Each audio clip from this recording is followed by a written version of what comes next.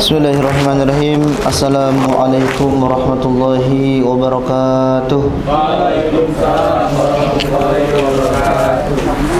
Innal hamdalillah nahmaduhu wa nasta'inuhu wa nastaghfiruh wa na'udzu billahi min shururi anfusina wa min sayyiati a'malina. May yahdihillahu fala mudilla lahu wa may yudlilhu fala hadiyalah. Asyhadu an la ilaha illallah wa asyhadu anna Muhammadar Rasulullah la nabiyya ba'd. Qala Allah Ta'ala fil Qur'anil Karim, a'udzu billahi minasyaitonir rajim. Bismillahirrahmanirrahim. Wa id ta'azana rabbukum la in syakartum la azidannakum wa la in kafartum inna 'adzabi lasyadid.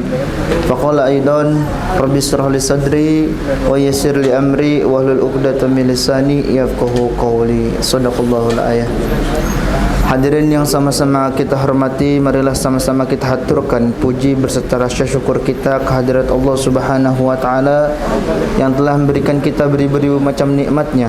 Di antaranya nikmat iman, nikmat Islam, nikmat sehat wal afiyah, sehingga kita dapat berkumpul bermuajahah, saling bertatap muka di tempat yang insyaallah mulia ini. Salawat bertangkaikan salam semoga selalu tercurahkan kepada junjungan Nabi besar kita Nabi Muhammad sallallahu alaihi wasallam, padanya, kepada keluarganya dan juga para sahabatnya, dan juga semoga sampai kepada kita selaku umatnya. Amin amin ya rabbal alamin. Alhamdulillah, pada pertemuan minggu lalu kita membahas tentang furudul ghusl, yaitu adalah fardu-fardu daripada mandi.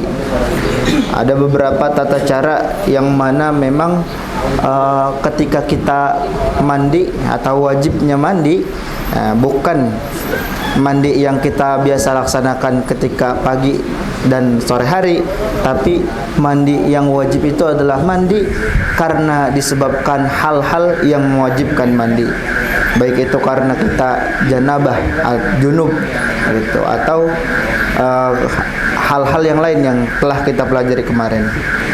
Nah, kemudian di antara wajib mandi, maka di sini pengarang daripada kitab ini, kitab Fiqhul Wadih, dijelaskan juga. Qala al-musannif rahimahullahu taala wa nafa'na bihi wa bi ulumihi fi darini amin. Al-ghuslu masnunatu, yaitu mandi yang disunahkan. Ada mandi yang diwajibkan, ada juga mandi yang terjadi karena sunnah gitu. Arafta anna man ahadatsa lahu syai'un minal asya'i mujibatil ghusli. Nah, kita udah tahu nih tentang apa saja yang menyebabkan daripada perkara-perkara yang mewajibkan daripada mandi. Yajibu alail ghusl. Maka wahunaka sekarang umuru yusannul ghuslu bisababiha wahya. Maka sekarang urusan atau perkara-perkara yusannu yang disunahkan, yugsalu bisababiha, disunahkan untuk kita mandi, antara lain sebagai berikut nih. Yang pertama, al-awalu al-jumu'atu. Nah, kita disunahkan untuk mandi, sunnah nih mandi. Yang pertama di hari Jumat. Fayusannul ghusnu liman yuridu ayyahdura ila salatil jum'ah. Tuh. Yang pertama adalah kita disunahkan untuk mandi pada hari Jumat ketika kita hendak menghadiri sholat Jumat tuh. Biar apa? Biar ketika kita sholat Jumat itu, ketika kita ngumpulkan tuh di masjid tuh, kita bersab-sab. Nah, di situ kita enggak mengganggu orang. Dengan apa? Dengan bau kita itu. Kejahatan terhadap orang lain, bagian hidung. Orang nyium nyium bau yang kurang enak. Nah, ketika kita sholat Jumat kan agak lumayan tuh. Kita dengerin khutbah dulu, segala macem. Kalau misalkan kita kagak mandi, itu orang yang di samping kita tuh yang yang nyium bau. Mending kalau badannya wangi, itu kayak Nabi wangi, keringetnya wangi. Ini bau bau bau perengus, bau bawang, apa beda. Itu kejahatan bagi hidung seseorang tuh. Makanya Pak disunahkan untuk apa? Untuk mandi tuh. Pakai wangi-wangian sunnah. Kemudian yang kedua, al-idani al-fitru wal adha. Tuh, ketika kita hendak salat apa? Salat Id. Baik itu Idul Fitri maupun Idul Adha. Tuh, sunnah apa? Buat kita mandi. Nah. Kemudian yang ketiga, al-istiqa'u. Al-istisqa'u. Oh. Sunnah apa? Istisqa. Apa tuh istisqa? Ayo apa? Apa ya, lupa lagi. Al istisqa itu ketika apa? Ketika kita mau sholat hujan, mau sholat minta hujan. Tuh, al istisqa. Kalau kan kampung kita nih lagi kagak hujan-hujan bae nih ya. Terus apa? Terus kita mau minta hujan, disunahkan untuk mandi. Dan yang keempat, khusuful qamar. Salat khusuful qamar. Tuh, kalau misalkan matahari gerhana bulan. Kalau misalkan mau salat gerhana bulan, tuh biasanya tata caranya kurang lebih sama kayak sholat Jumat itu. Nah, kemudian di lingkungan kita nih melaksanakan apa? Hadirin di lingkungan RT 05 ntar malam diduga ada gerhana bulan gitu. Ah, jamaah semua RT baik itu laki-laki maupun perempuan, yuk datang ke masjid, kita mau ngadain sholat gerhana bulan. Nah, itu apa? Disunahkan untuk mandi. Wa khusufus syamsi, dan begitupun yang keenam adalah sholat gerhana matahari.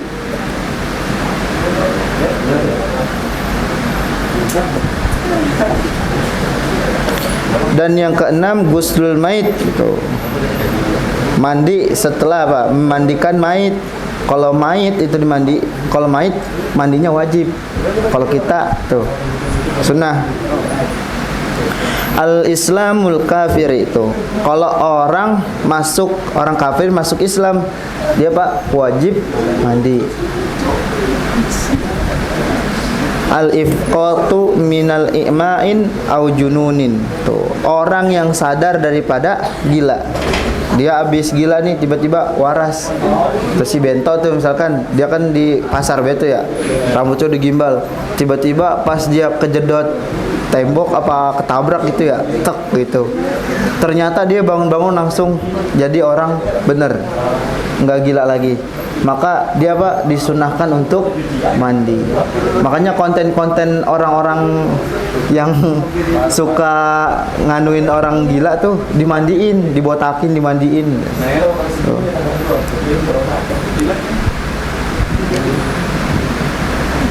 Yang kesembilan, al-ikhramu bil haji, yaitu adalah sunnahnya daripada ikhram di haji. Kita apa? Disunahkan untuk mandi. Dan ma yahrumu bisababil janabati, kemudian hal-hal yang diharamkan bisababil janabah, ketika kita sedang junub, ada beberapa perkara. Di antaranya ada khamsatu asya'a, yaitu ada 5 perkara. Ketika kita junub, maka ada 5 perkara yang diharamkan buat kita. Apa baik? Yang pertama, sholat. Kita sholat dalam keadaan junub, bukan pahala yang didapat, tapi apa? Dosa. Iya, orang kita masih junub, masih kotor, tapi udah sholat, tuh apa? Dosa. Nah, Islam mengatur sampai segitunya tuh, sampai orang-orang non Islam habis berhubungan ya intim, pada kagak mandi, biasa-biasa baik, langsung melakukan hal-hal biasa gitu. cuma dilap doang. Nah, kalau Islam mah apa? Wajib mandi meskipun misalkan kayak hubungan suami istri itu sah gitu. Meskipun kagak keluar, tetap namanya helm udah masuk, itu namanya jima dan wajib mandi. Kalau misalkan orang-orang non muslim gitu ya kali kagak keluar gitu, terus udah tuh begitu doang, lap doang kali ya, langsung aktivitas kayak biasa, kagak pakai mandi, kagak pakai bersuci tuh. Padahal statusnya apa? Ya. Jadi ada yang mengatakan ketika kita dalam posisi junub gitu, kotor, maka ada malaikat yang melaknat kita. Termasuk gimana kalau misalkan malam dan sebagainya, kayak misalkan kayak sahur dan sebagainya tuh, ada misalkan di bulan Ramadan nih, di bulan Ramadan ada suami istri yang main kuda-kudaan. Nah, terus pas pengen mandi dingin banget gitu, sedangkan waktu sahur cuma sedikit gitu. Gimana caranya? Apa dia langsung makan? Gak boleh makan, makruh.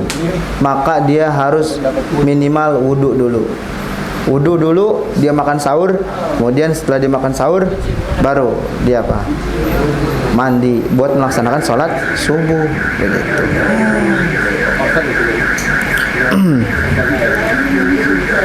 Kemudian yang kedua, haram bagi orang yang junub yaitu qiraatul Quran, membaca Al-Quran. Nggak boleh tuh baca Al-Quran.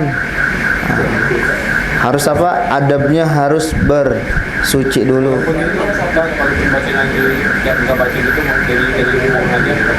Ya, sama secara adab. Cuma di sini diperkuat lagi. Yang ketiga, mashul mushafi wa hamluhu, menyentuh mushaf dan membawanya. Tuh. Tapi kan ada tuh ya guru-guru yang mengatakan gimana Ustaz kalau misalkan yang head gitu. Itu kan dalam artian sama ya, lagi kotor, lagi junub gitu. Gimana baca Quran atau belajar gitu segala macam. Nah, ini ada yang mengatakan sebagian ulama boleh kalau misalkan niatnya belajar. Tapi kalau dia misalkan megang Quran, jangan pakai Quran yang full Arab. Minimal banget yang setengah-setengahnya. Ibarat kata antara bahasa Indonesia sama Arabnya lebih banyak Indonesianya gitu.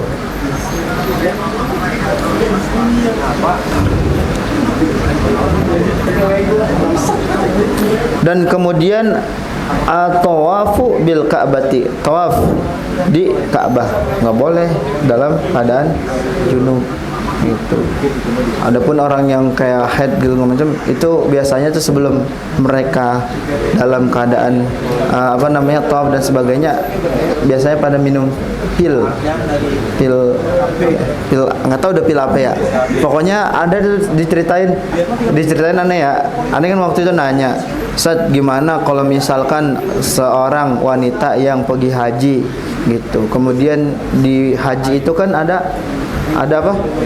Ada tawaf yang mana haram atau diharamkan bagi seorang yang junub, baik itu dia dalam keadaan misalkan head dan sebagainya gitu. Gimana? Jadi sekarang mah di medis ada yang namanya obat gitu. Obat itu buat apa? Kalau misalkan dia cewek, iya, menunda datang bulannya biar supaya dia kelarin apa? Tawafnya dulu begitu. Dan yang terakhir, al-lubsu fil masjid, berdiam diri di masjid tuh nggak boleh. Kalau misalkan kita nih dalam keadaan junub, kemudian kita kagak punya tempat berteduh, kita neduh di masjid, tuh kagak boleh. Tuh, al-lubsu itu berdiam diri ya, dosa, nggak boleh. Kalau misalkan hujan, ya udah sadar diri, kita lagi kotor, udah keluar dari apa? Dari masjid, gitu. Karena nggak boleh, apa? Rumahnya Allah. Tuh. Nih banyak juga ibu-ibu yang yang mengatakan gitu ya, kayak misalkan kalau misalkan di kalau misalkan pakai softtek gitu ya, Boleh kalau misalkan kagak takut ke tumpah tuh atau kebocoran di karpet musola gitu. Padahal itu al-lubsu yang namanya berdiam diri itu tetap sama, nggak boleh. Babnya itu kalau misalkan kayak misalkan dia sampai nggak jatuh itu bukan bab berdiam diri, tapi cuma lewat. Kalau misalkan dia lewat, dia udah yakin nih nggak bakalan bocor, itu boleh lewat. Boleh, nggak apa-apa lewat. Tapi kalau misalkan dia berdiam diri, itu mah nggak boleh meskipun dia yakin ketika dia duduk nggak bakal bocor. Kadang-kadang masih ibu-ibu masih itu tuh ngeyel. Nah, udah yang namanya lagi head, udah nggak usah dipaksain. Gitu. Nah, mungkin itu saja yang dapat saya sampaikan. Mudah-mudahan ada manfaatnya, ada ibrahnya, dan bisa menambah ilmu untuk beribadah kita di hari-hari kita. Kurang lebihnya mohon maaf. Mari sama-sama kita akhiri dengan doa kafaratul majlis. Subhanakallahumma wa bihamdika asyhadu an la ilaha illa anta astaghfiruka wa atubu ilaik. Wassalamualaikum warahmatullahi wabarakatuh.